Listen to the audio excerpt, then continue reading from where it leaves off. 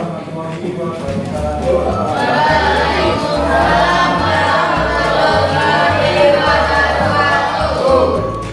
Nah, kabar kalian hari ini? Baik. Oke, baik semua ya. Oke, sebelum memulai pembelajaran pada pagi hari ini, marilah kita berdoa dulu. Untuk apa? Atau pemanggilan bagaimana doa?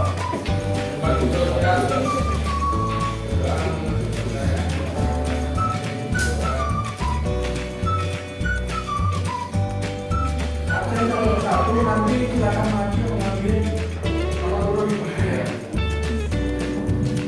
Oke, yang pertama Amang Farid Bayati. Itu silakan maju mengambil nomor urut.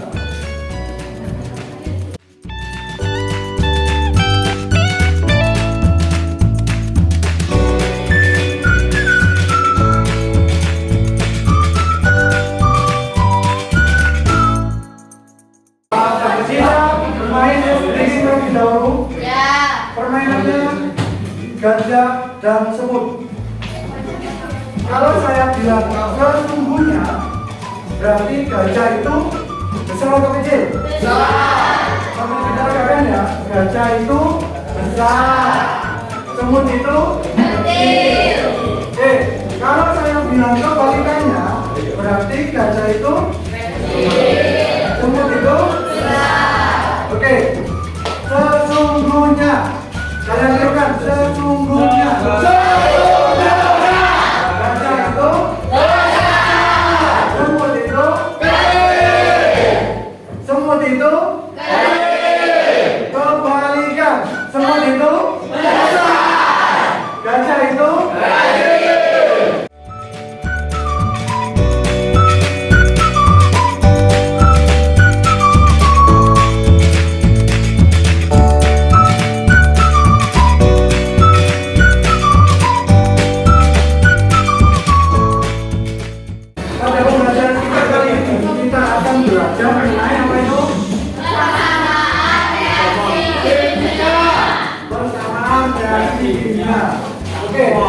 sebelum kita mulai belajar persamaan reaksi kimia, masih ingat kemarin kita sudah belajar apa aja? Banyak. Materinya apa kemarin? Materi, ikatan, yang kedua, nama. Oke, materi ikatan kimia. Di situ ikatannya ada apa aja? Ikatan ionik terus sama ada. Kalau kata kemarin ada jenis biner sama, terus yang kedua ada jenis poli atom.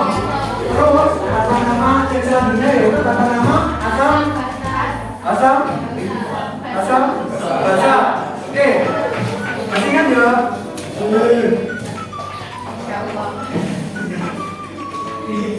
Nah, kemarin kita telah belajar materi ikatan kimia, terus kata nama senyawa kimia.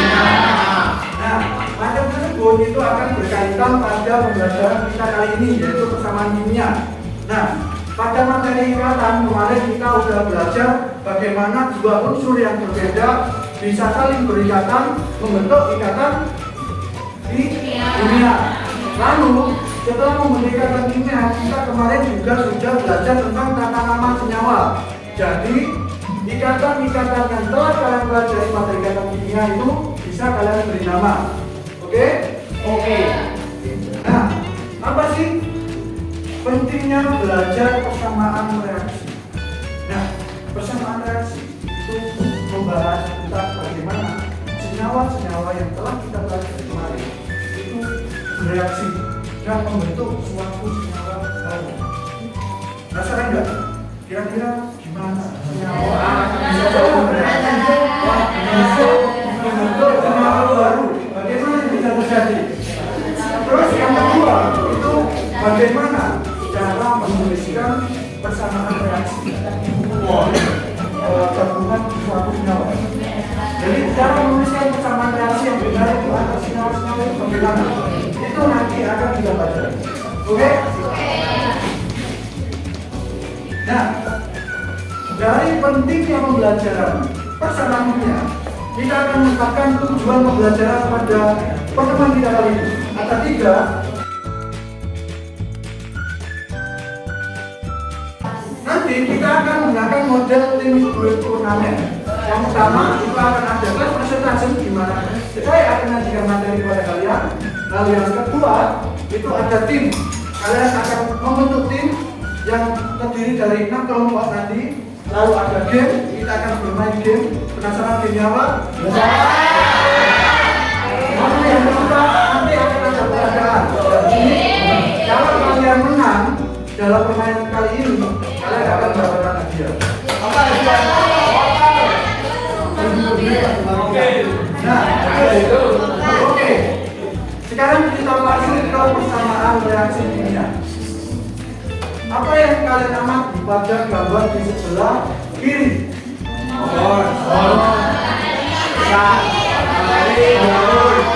Oke, benar. Tadi kan sudah belajar biologi ya. Kira-kira proses ini namanya proses apa?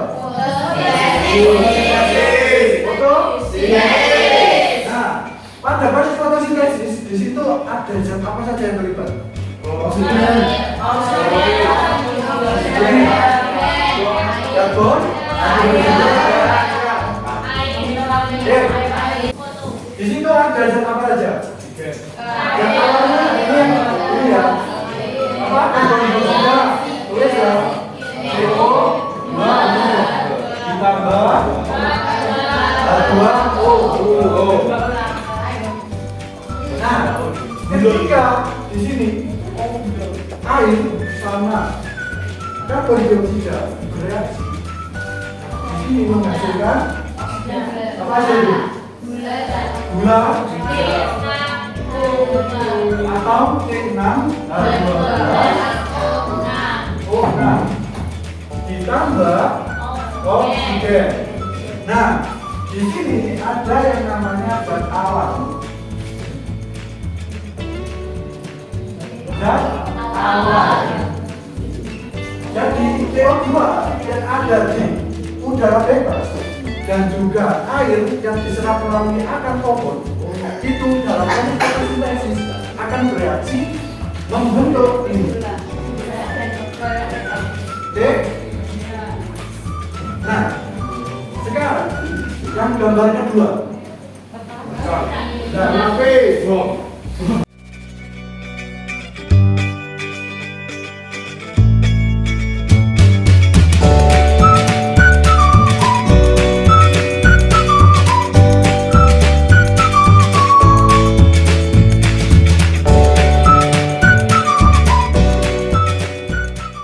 Nah, dia adalah contoh persamaan reaksi. Contoh persamaan reaksi yang ada di kehidupan sehari-hari kita. Nah, kira-kira apa itu persamaan reaksi? Apa itu persamaan reaksi? Ada yang mau merumuskan?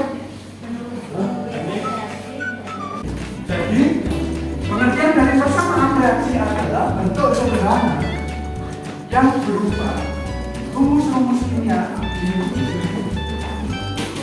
Oke, ini rumus kimia dan zat awal yang kemudian bereaksi membentuk zat akhir. Nah, zat akhir di sini membentuk senyawa atau zat baru. Nah, ini kan zat baru kan? Sebelumnya tidak ada ya? Sebelumnya tidak ada. Terus ini kan fosfor sama oksigen aja. Setelah reaksi dia membentuk zat baru. Namanya apa tadi? Fosfor beta. Oke. Jadi reaktan itu adalah zat yang berada di sebelah kiri. Sebelah kiri. Jadi kalau yang produk itu ada di sebelah kanan. Jadi reaktan atau zat awal itu selalu berada di sebelah kiri kanan. Kalau yang produk atau zat baru itu harus di sebelah kanan tangan. Jadi kira-kira di sini mana ya termasuk? Dan awal sama yang baru. Yang ada namanya ya. Terus di sini membentuk NH3. Nah, kita amati di sini ada pembakar dan metana atau C4.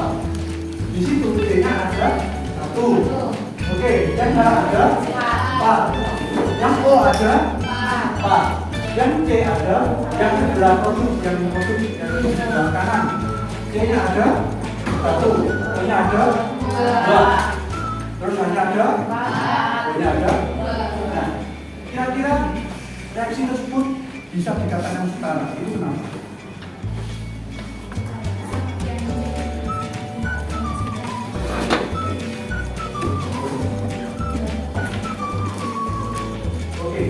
Suatu reaksi kimia dapat dikatakan setara ketika jumlah atom yang di sebelah kiri atau reaktan sama dengan jumlah atom yang ada di sisi kanan atau sebelah. Jadi reaksi itu dapat dikatakan setara ketika atom C itu jumlahnya sama pada atom C yang di sebelah roda atau sebelah kanan.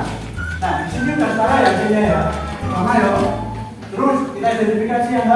Yang H di sini ada 4. Oke, di sini ada 4 juga. Oke, yang O di sini ada 4. Terus yang di sini ada. Nah, ini dijumlahkan. Ini ada O. O punyanya O. Ini ada 2. Terus ada O punyanya H2O. Berarti 2 ditambah 2 ada berapa O? 4. O. Berarti udah setara belum?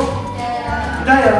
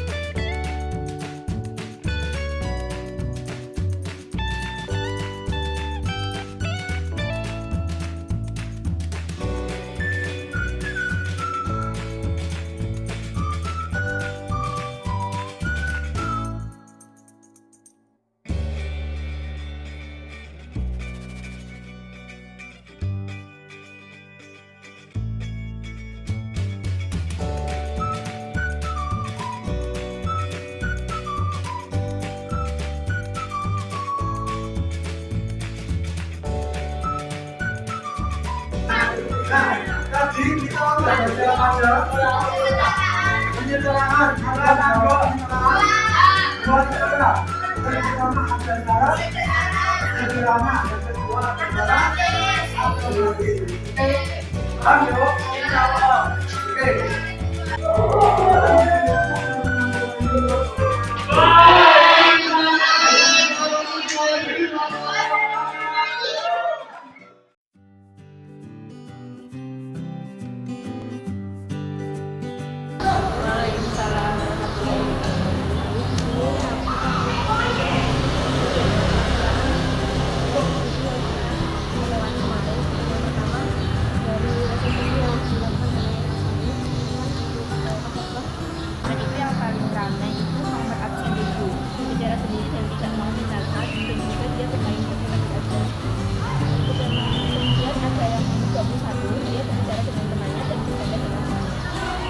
Kelompok kemarin saya mengobservasi kelompok 1 dan juga kelompok 2.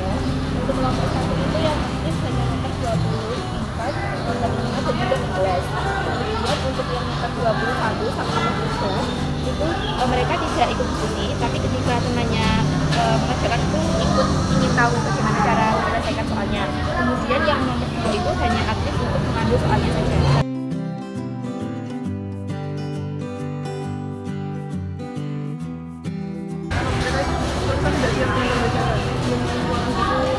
juga masih bermain sendiri.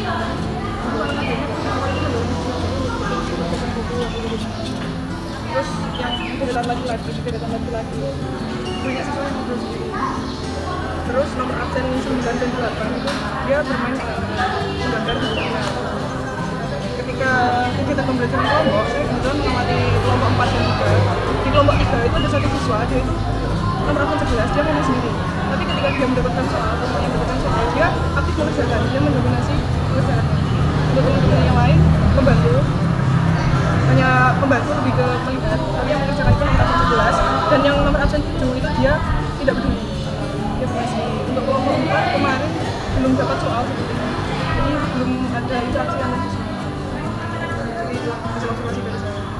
Lalu ada lagi ini dia bermain HP plus HP itu cuma 20. Ada juga yang meningkat game misalnya menghabiskan materi itu. Lalu ada juga anak dengan absen 8 itu menggambar kelas menggambar kecil warnanya putih itu. Nah itu digambar, ada gambarnya dia bersama teman-temannya gandengan tangan gitu. Terus ditulis sahabat selamanya gitu. Dia cewek, belakang sendiri seperti itu. Terus kemarin saya mengobservasi kelompok 5 dan 6 secara keseluruhan semuanya aktif, semuanya mau berkontribusi mengerjakan soal. Ini sebenarnya saya kembalikan ke moderator. Karakteristik anak A itu lumayan